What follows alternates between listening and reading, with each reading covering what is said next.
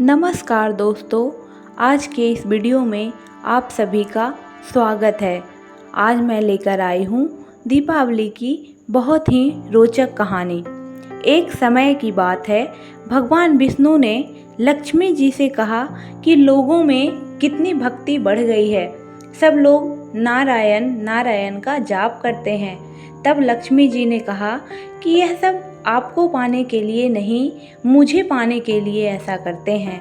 यह सुनकर भगवान विष्णु बोले, अगर लोग तुम्हें पाने के लिए ऐसा करते तो माता लक्ष्मी का उच्चारण करते। तो इस पर माता लक्ष्मी ने कहा कि अगर विश्वास ना हो तो क्यों ना हम लोगों की परीक्षा लेते हैं। इस पर भगवान विष्णु एक गांव में ब्राह्मण का रूप लेकर गए और एक घर का दरवाजा खटखटाया। तब घर के अंदर से एक सेठ बाहर आया और बोला कि क्या बात है। तो भगवान बोले कि तुम्हारे नगर में मैं भगवान का कथा कीर्तन करना चाहता हूँ। फिर इस पर सेठ ने बोला कि ठीक है महाराज, जब तक कथा होगी आप मेरे ही घर में रहना। गांव के कुछ लोग इकट्ठे हो गए और सब तैयारी करने लगे। पहले दिन बहुत कम लोग आए, तब भगवान स्वयं ही कथा करने लगे। दूसरे और तीसरे दिन भीड़ बढ़ने लगी। भगवान भी यह देखकर बहुत खुश हो गए कि लोगों में कितनी भक्ति बढ़ गई है। उधर लक्ष्मी माता भी सोचने लगी कि क्यों न चलकर देखा जाए। तब लक्ष्मी माता एक बूढ़ी औरत का रूप लेकर उस नगर में पहुंची। वहां एक महिला अपने घर का दरवाजा बंद कर रही थी। तब माता ने उससे कहा कि बेटी जरा मुझे पानी पिला दे। तब वह महिला बोली कि माता मुझे तो प्रवचन में जाना है।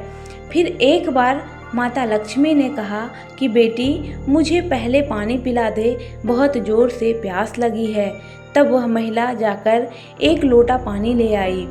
माता ने पानी पिया और जब पानी पीकर लोटा वापस उसके हाथ में दिया तो वह सोने का हो गया था। यह देखकर महिला अचंभित हो गई। उसने सोचा, स्टील का लोटा सोने का कैसे हो गया? यह तो चमत्कारी माता जी हैं। अब वह महिला हाथ जोड़कर कहने लगी कि माता जी आपको तो भूख भी लगी होगी, आप खाना खा लीजिए। उसने सोचा खाना खाएंगी तो थाली, कटोरी, गिलास, चम्मच सब सोने का हो जाएगा। इस पर माता लक्ष्मी बोली कि तुम जाओ बेटी, तुम्हारा प्रवचन सुनने का समय हो रहा है। वह महिला फिर प्रवचन में चली गई, लेकिन वहां जाकर उस औरत ने अपने पास बैठी सभी औरतों से यह बात बताई। अगले दिन से लोगों की संख्या कम हो गई। तब भगवान ने सोचा कि लोगों की संख्या कम कैसे हो रही है। तब किसी ने कहा कि एक चमत्कारी माता जी आई हैं। वह जिसके घर दूध पीती हैं, गिलास सोने का हो जाता है, थाली में खाना खाती हैं तो थाली सोने का हो जाता है, इसलिए लोग प्रवचन में नहीं आते। तब भगवान नारायण समझ गए कि लक्ष्मी जी का आगमन हो चुका है। यह बात सुनते ही जिन सेठ जी ने कथा का आयोजन किया था वह भी उठकर वहां से खिसक गए और माता लक्ष्मी के पास पहुंचकर बोले कि मैं तो भगवान के कथा का आयोजन कर रहा था और आपने मेरे ही घर को छोड़ दिया। तब माता लक्ष्मी बोली कि तुम्हारे घर तो मैं सबसे पहले आने वाली थी, लेकिन तुमने अपने घर में जिस कथा करने वाले को ठहराया है, तुम उसे पहले यहाँ से जाने को कहोगे तभी मैं यहाँ आ सकती हूँ। तब उस सेठ ने कहा कि बस इतनी सी बात, अभी मैं उनकी व्यवस्था धर्मशाला के कमरे में करवा देता हूँ। जैसे ही भगवान कथा करके उस सेठ जी के घर आए तो सेठ जी बोले कि अपना बिस्तर बांध लो, मैंने आपकी सारी व्यवस्था धर्मशाला में कर दी है। तब वह महाराज बोले कि अभी तो 2-3 दिन बचे हैं कथा के, यहीं रहने दो मुझे। इस पर सेठ जी बोले, नहीं नहीं, आप यहाँ से जल्दी जाओ, मुझे और कुछ नहीं सुनना, मुझे यहाँ किसी और मेहमान को ठहराना है।